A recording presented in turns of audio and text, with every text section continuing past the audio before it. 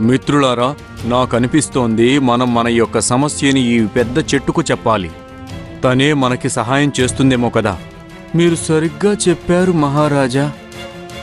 మరియు రాజసింహం వారి సమస్య ఆ పెద్ద చెట్టుకు చెప్తారు. ఓ వృక్షరాజమా, మాకు నీ యొక్క చెట్టు ఆకులు చాలా అవసరమై ఉంది. ఎందుకంటే నేను నా అడవిలోని జంతువుల ప్రాణాలు రక్షించాలి. మా అడవిలో నీళ్లు లేవు. ఇంకా మాకున్న యమునా నది ఏదైతే ఉందో దాన్ని మనుషులంతా కెమికల్స్తో నింపేశారు. మా అడవిలో నట్కటి కోతి అనే కోతి యొక్క పిల్ల జీవిస్తూ ఉండేది. అది ఆ నీళ్లను తాగి చనిపోయింది.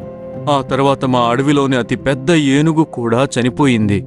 నేను కేవలం ఏం కోరుతున్నానంటే నా అడవిలోని జంతువులు సురక్షితంగా ఉండాలి.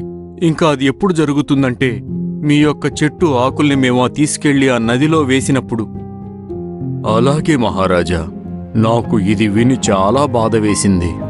అందువల్ల నేను మీకు ఖచ్చితంగా సహాయం చేస్తాను. మరియు ఆ పెద్ద చెట్టు తనంతట తానే కదలడం ప్రారంభించింది. అప్పుడు దాంట్లో నుంచి కొన్ని ఆకులు కింద పడ్డాయి.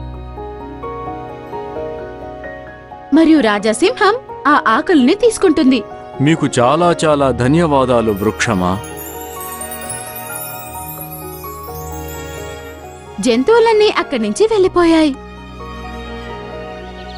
రాజాసింహం ఆ ఆకుల్ని తీసుకెళ్లి నదిలో వేస్తాడు.